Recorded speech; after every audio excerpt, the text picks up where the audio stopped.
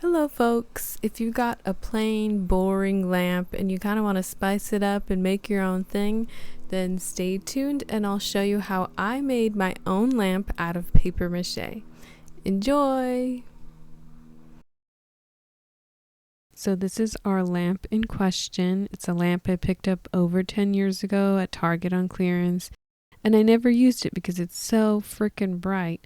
So I thought I'll make something to put over top of it and make a cool whimsical lamp out of it. So first, I need to do some measurements. So I went ahead and measured the base of the lamp and how tall it was to gauge how big I needed to make my paper mache lamp and to accommodate the entire thing. And my next step was design. So I drew out a kind of a rough sketch of what I initially was going to do, which was a rectangular shape like this, kind of moon, star themed, sun. I ended up going with the sun and a different shape altogether, but this is what I started out with.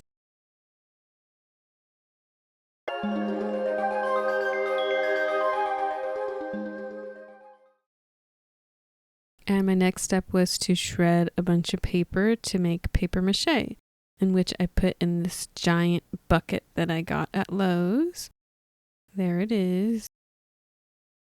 And my next step was to pour a bunch of water in the bucket and on the floor, and I would let this sit overnight.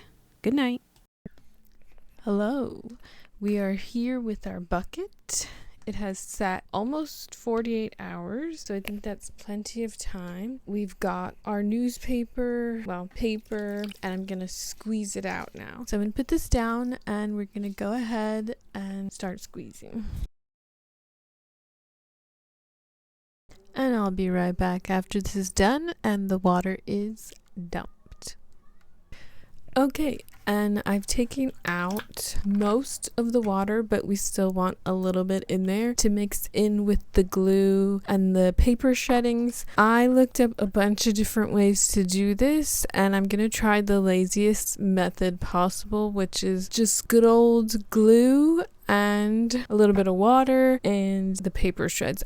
I have this glue that I got from Michael. You're supposed to use a PVA glue, which I think this is. I'm not sure. It just says white glue. So we're just gonna hope for the best that this works out. So I'm just gonna put this paintbrush down. I'm gonna pour these back in, and then I'm gonna start putting the glue and mashing it together with my fingers, and we'll see how it goes. I'm not sure how much I'm supposed to use, so I'm just gonna add and mix and add and mix until I get a nice consistency. You can also, I saw a lot of people shred the pieces up in like a blender, but I really didn't want to use a blender, so it really doesn't feel very nice.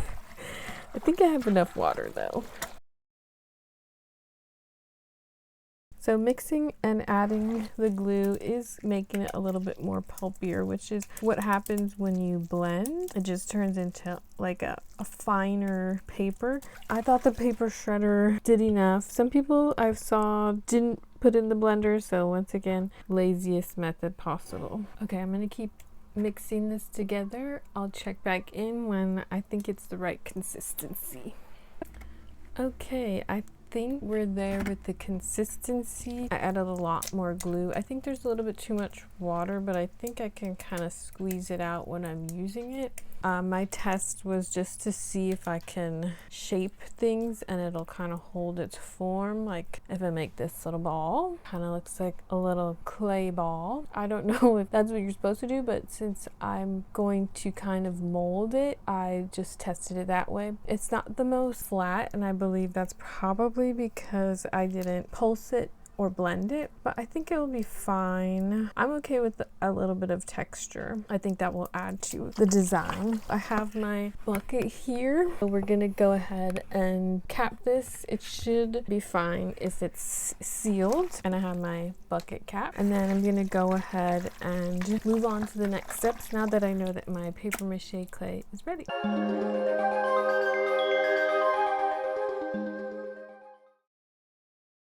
And now that our paper mache is cooking in the bucket, next is to build the base.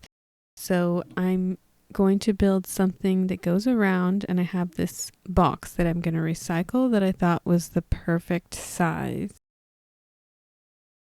As you can see, it almost is the exact perfect height. It's going to work out really, really well. So thank goodness I bought this dang printer. Then I proceed to wrap the box around the light to kind of gauge what I need, so I can definitely cut it here and make it a lot smaller than what it is.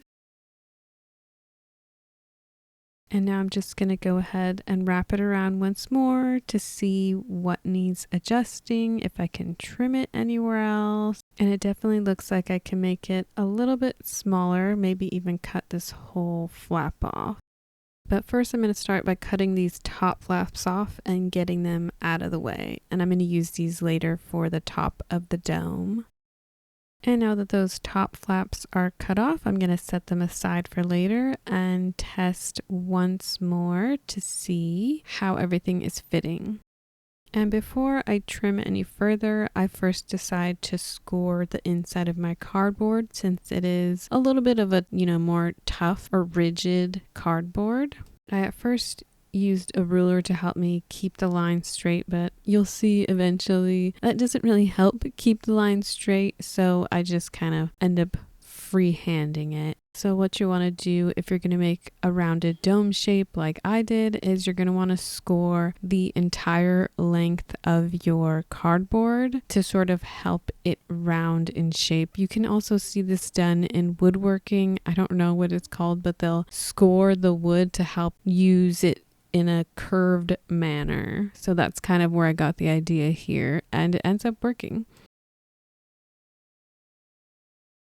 And now that our base is fully scored, I'm going to go ahead and test it again to see if my theory worked.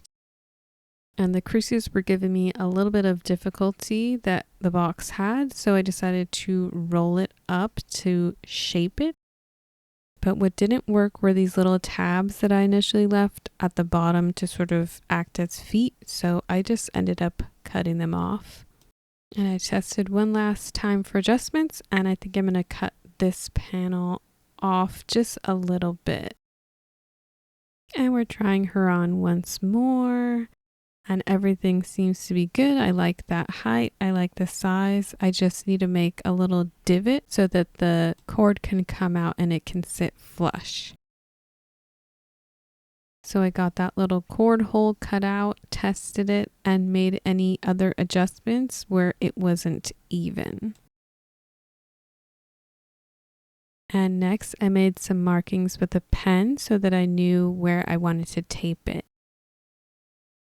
So I grabbed my masking tape and taped it as securely as I could, and I also taped over the harsh edges to sort of hopefully softening them.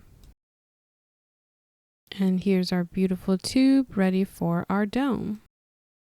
And here I'm taking a scrap piece to show you this is what I'm thinking, and then I will tape them in place and put them kind of crisscross on top of each other to make that dome. But first I do need to score these like we did the round base in order for it to sit correctly. So I took one of our spare flaps and I'm just trimming it down to a rectangle, and I'm going to score it this way all the way down, and then I will cut it into strips. And now our dome, for lack of a better word, will be able to dome. So I just go ahead and cut a few strips out of this, cutting perpendicular to where we just scored. And then voila, it sits perfectly, nice and rounded, unlike it was before we scored it. So I'm just going to tape these down and keep cutting as many as I need and taping them down as I go.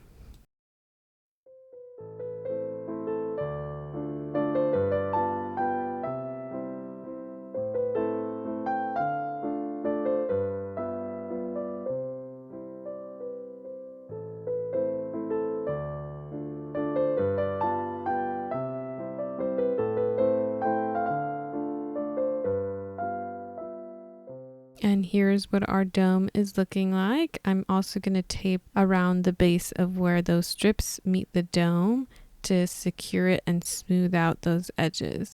But here's what it's looking at like. I think I'm liking the shape very much. So I'm gonna go ahead and finish taping.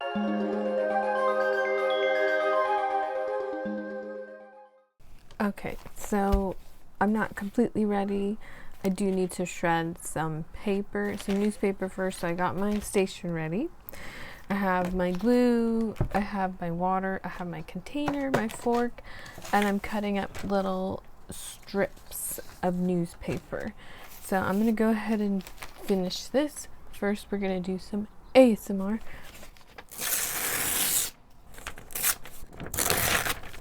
That was not a good one. Oh, this paper sounds ugly. Welcome to my TED Talk. Thank you for coming. Okay, I'll be right back. Okay, we're back. I have my paper strips here. I hope this is enough. If not, I have more paper to shred. What we're gonna do is clean the little sediments out of here. We've got our paper towel, our glue. So we're gonna pour glue in here.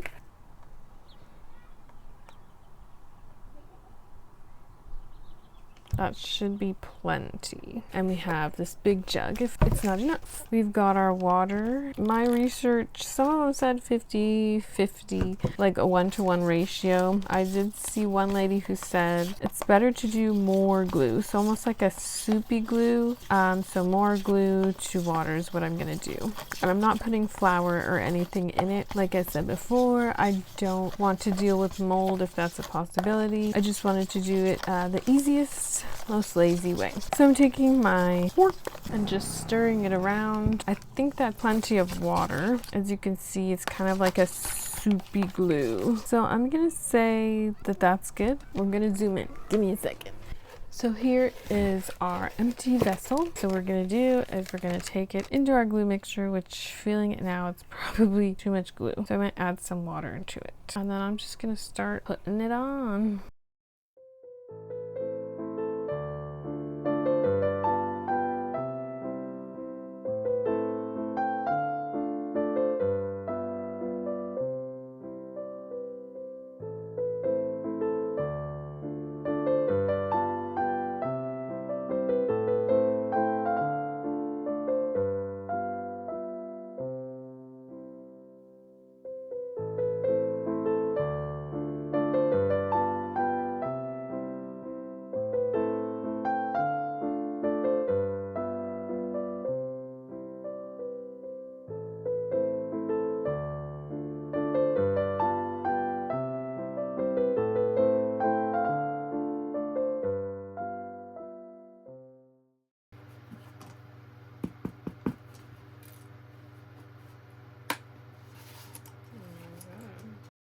And after it's all dry, I'm just going to end by paper macheing the inside, just like I did the outside.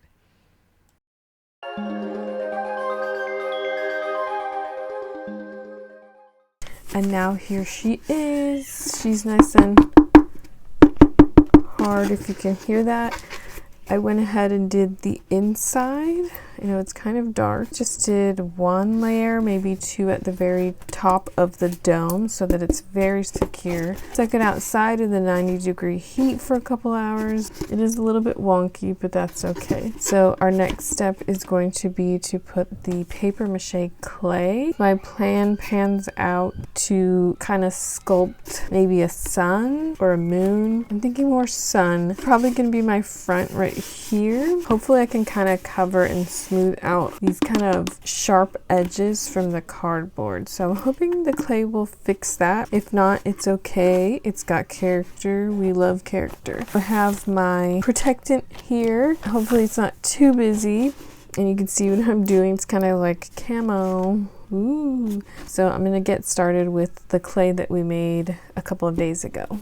Okay, I just put some in a little container here because it's in my bucket and the bucket's a bit too big. So I'm just gonna go ahead and, I don't know, go for it. Still a bit chunky, but I'm hoping that'll be okay. So let's start with like thinner layer.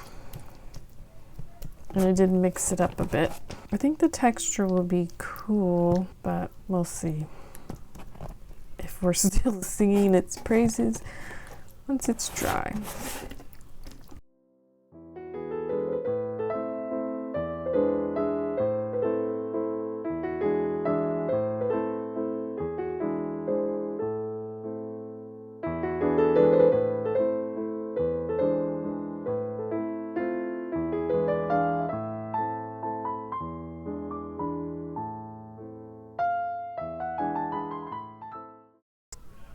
Okay, so this is going to be sort of my front area. My opening is directly back here. So it looks like it did sort of even out those harsh edges, what I was hoping. The cord opening is kind of in the back, and I'm okay if it's kind of sideways because this side is a little bit more flat, be easier to work with. So I'm gonna try and do this in a way that you can see it a little bit. I mean, obviously it needs to be right in front of it so you can get a good enough shot. So I'm just gonna take kind of like a ball. Looks about centered.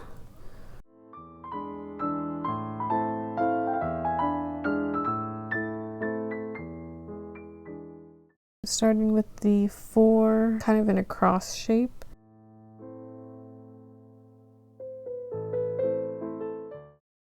And these 4 will be a little bit smaller.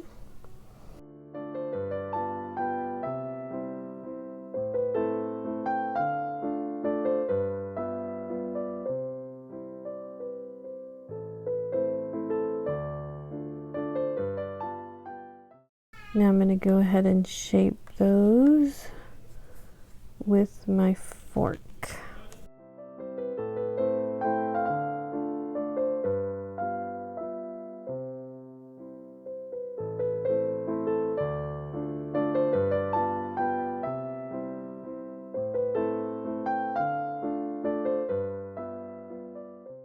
So here's my face. You can kind of see my outline there.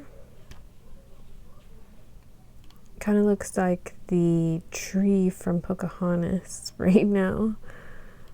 This is kind of a weird angle. It's not that easy to see, but I'm hoping once it's painted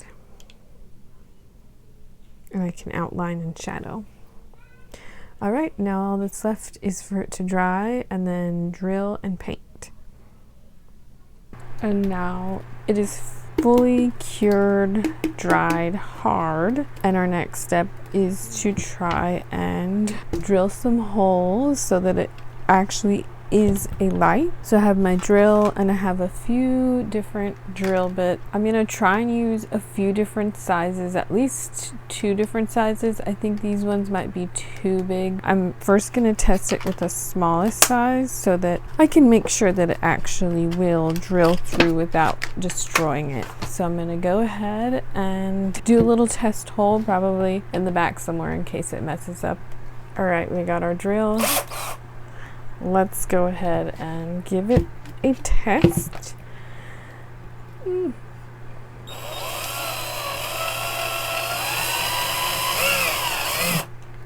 All right, it went through. And I'm doing this before sanding. That way, when the texture that's left behind from the drill, I can go ahead and sand it. And I can already tell this is going to be a pretty small hole. You can barely see it. It's right there. I don't think you can really see it from this angle. We're just gonna go ahead and drill in kind of a random pattern. See it a little better there. I want it to kind of look like stars.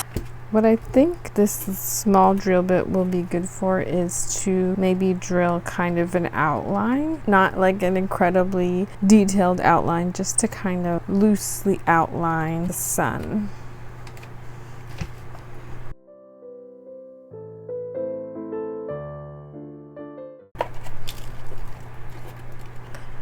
Alright, and I'm just going to keep drilling the little holes and I'll come back when I'm ready to drill the big holes. Alright, we've got all our little holes drilled. You can't really see them right now. I did put a light to test it and I can see the light shining through. It will not really be that bright right now because it's daytime. I'll test it again at night. So I switched my drill bit to the next size up in this here kit. I don't really know what size it is. It's this 3rd size, probably a 1/8 inch drill bit. And the small one was the 3 and 32 inch. Definitely a more substantial hole, so I think that will be great. It'll probably be more visible once I sand this down, but I'm gonna go ahead and finish drilling these holes and I'll be right back. Okay, so I put the 3/16. I'm done with my 1/8 inch, and this is my 3/16 hole, so I think I'm gonna put a few of them just scattered around just to let some extra light and to kind of give some more dimension. So I'm gonna go ahead and do that and I'll be back.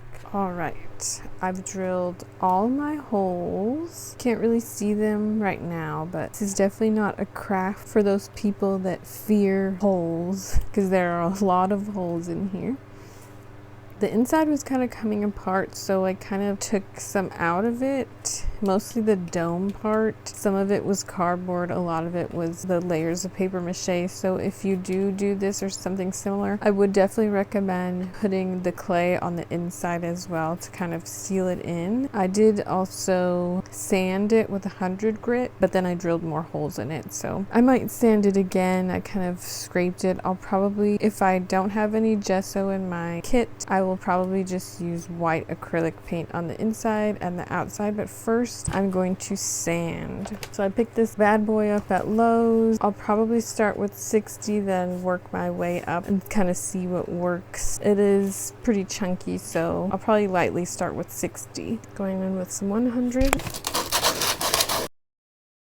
The 100 really seems to be smoothing it out. I might not need to go to a higher grit, but I might just try a 150 and see where that gets me. And we're gonna go in with 150. It's already pretty smooth, so I don't think I have to do too much more sanding.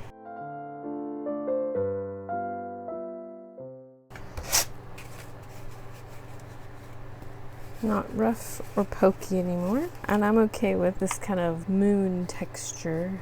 I think that will add to it, so I don't need to go any further. I like this texture that it's got going on.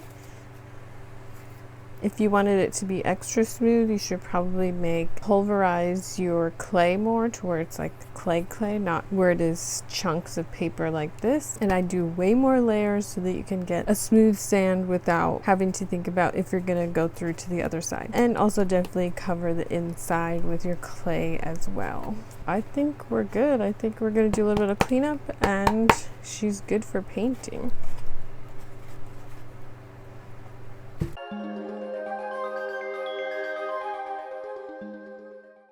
And now we are going to paint. I didn't bother looking for any gesso because I don't think I have any, but I do have titanium white, just like Bob Ross. I don't know if I want this to be a color. If it is a color, I'd have to think on it, but for now I'm going to paint the inside and the outside a base coat of white. Ooh la la. So I'm gonna start with the inside. It's a bit dusty, but I can't really use water because it's paper mache.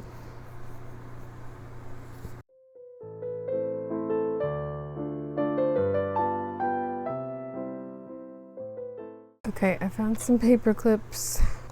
It's gonna take way longer than I expected.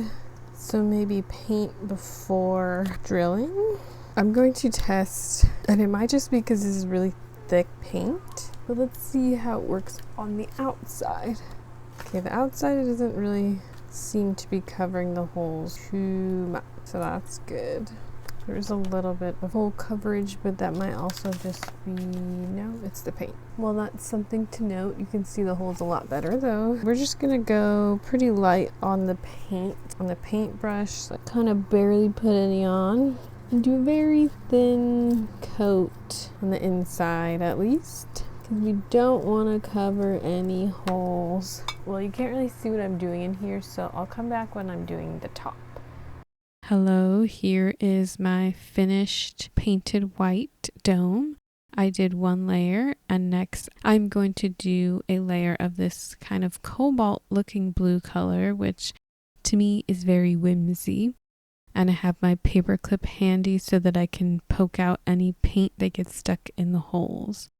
So I first just cover this with, I believe I just did, actually I think I did 2 layers of this. And here is after 2 layers. I left my sun white, of course, because that's going to be yellow and gold. And these are the yellow and gold paints that I used, just basic acrylic paints. I did my first layer with just yellow. I just did 1 layer of yellow, and here it is. And then when that yellow dried, I have this goldish, shiny, metallic-y paint, and I did a layer over the gold. And this is what it looks like in the sun. Pretty. And once that second layer was dry, I went in with a light hand and a little brush with a light brown color, and I just shaded in the eyebrows, eyes, the mouths, anywhere I wanted to accentuate. And then I kind of made little rosy cheeks and just added it where I thought it looked nice to add some dimension.